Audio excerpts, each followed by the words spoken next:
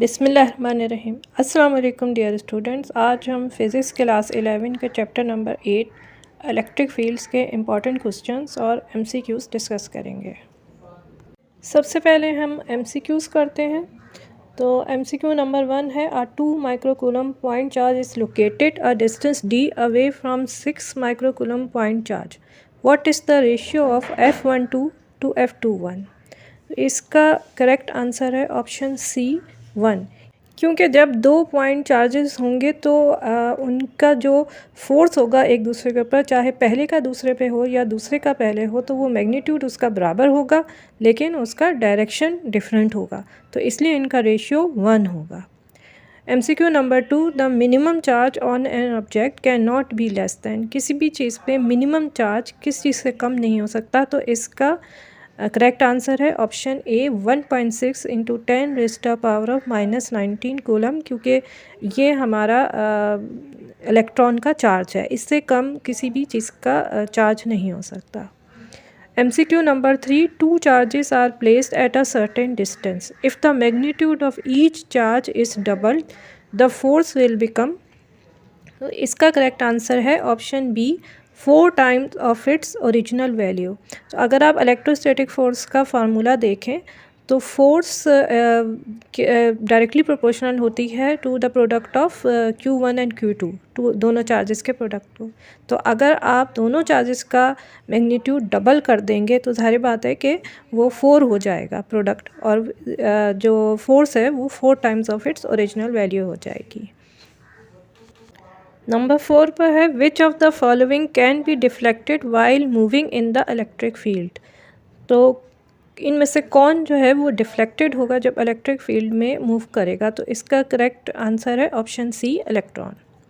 MCQ number 5, the flux through a flat surface of area A in a uniform electric field E is maximum when the surface area is. तो इसका correct answer है option B perpendicular to E। अब इन्होंने यहाँ पे surface area की बात करी है और फ्लैट सरफेस के एरिया की बात करी है, जो कि अगर परपेंडिकुलर होगा तो उसका वेक्टर एरिया जो होगा वो पैरेलल होगा, और जब भी वेक्टर एरिया पैरेलल होता है तो मैक्सिमम फ्लक्स होता है, ठीक है, क्योंकि cos 0 1 होता है। पैरेलल होगा तो आपका एंगल 0 होगा। तो वेक्टर एरिया की बात नहीं की है, अगर वेक्टर एरिया की बात होगी तो वेक्टर एरिया पैरेलल होना चाहिए। MCQ number 6, the product of charge Q and small separation d between two charges of same magnitude and opposite in nature is known as। तो ये जो सिस्टम है ये इलेक्ट्रिक डाइपोल बनता है, और जो प्रोडक्ट है Q और D का वो P के बराबर होता है, P इलेक्ट्रिक डाइपोल मोमेंट होती है। तो इसका करेक्ट आंसर है option C electric dipole moment. Number 7 है, 12 joule of work is to be done against an existence electric field to take a charge of 0.01 coulomb from one point A to another point B. The potential difference between B and A is. इसका correct answer है option B 1200 volts, क्योंकि potential difference V बराबर होता है work done divided by charge के। तो अगर आप 12 जूल्स को डिवाइड करेंगे 0.01 से तो आपका 1200 वोल्ट्स आएगा। MCQ number 8 है, the force between two charges placed in air is F. If air is replaced by a medium of relative permittivity epsilon r, then force is reduced to।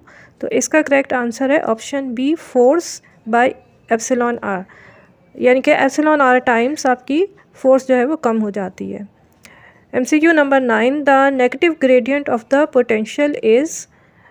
इसका correct answer है option C electric field intensity. ये chapter के last page relationship between electric field intensity और potential difference explain किया गया है, जैसे बताया गया है कि नेगेटिव ग्रेडियंट जो है वो इलेक्ट्रिक फील्ड इंटेंसिटी के बराबर होता है।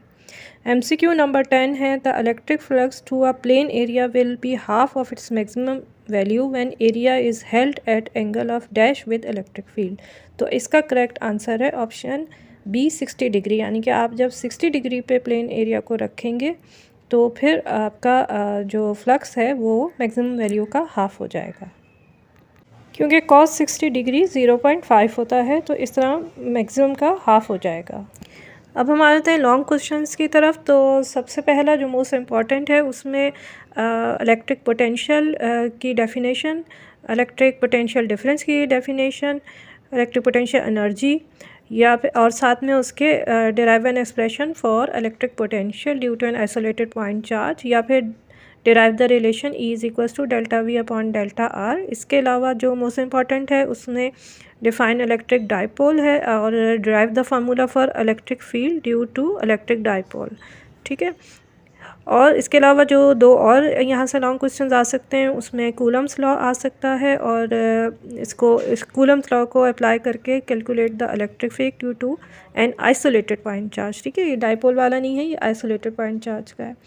फिर ये कि इलेक्ट्रिक फ्लक्स के बारे में आ सकता है, गाउसेस लॉ की पूछी जा सकती है, और through a spherical surface a charge enclose in an spherical surface वाला इलेक्ट्रिक फ्लक्स कैलकुलेट करने को आ सकता है। ठीक है, इलेक्ट्रिक फ्लक्स की टाइप्स भी लिखने को आ सकती हैं, ये शॉर्ट में भी आ सकता है।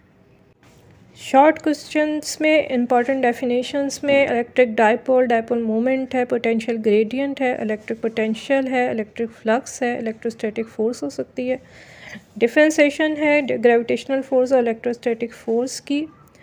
अंडर व्हाट कंडीशंस इस इलेक्ट्रिक फ्लक्स यानी कि टाइप्स ऑफ इलेक्ट्रिक फ्लक्स जो हैं ज़ीरो, मैक्सिमम, नेगेटिव, इसके ऊपर आ सकता है। और how electric flux through a close surface independent of the size या शेप ऑफ द सरफेस, यानी कि गाउसेस लॉ आपने बताना है इसमें। ठीक है, फिर क्वेश्चन नंबर 5 हो सकता है how electric field intensity is related to potential gradient या पोटेंशियल डिफरेंस। ठीक है, ये जो लास्ट पेज पे चैप्टर पे दिया हुआ है ये आ सकता है, शॉर्ट में भी आ सकता है, लॉन्ग में भी आ सकता है। ठीक है, फिर स्केचिंग करने को आ सकती है इलेक्ट्रिक फील्ड लाइंस की।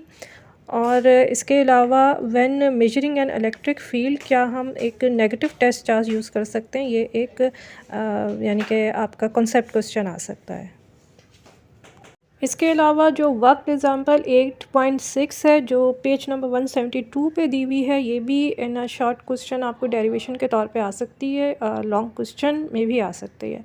इसके अलावा तमाम न्यूमेरिकल्स और एग्जांपल्स जो चैप्टर में दी गई हैं उन सब की प्रैक्टिस करें, सब इम्पॉर्टेंट है, और चैप्टर को एक दफ़ा ज़रूर पढ़ें क्योंकि कॉन्सेप्ट बेस्ड क्वेश्चन कहीं से भी आ सकते हैं।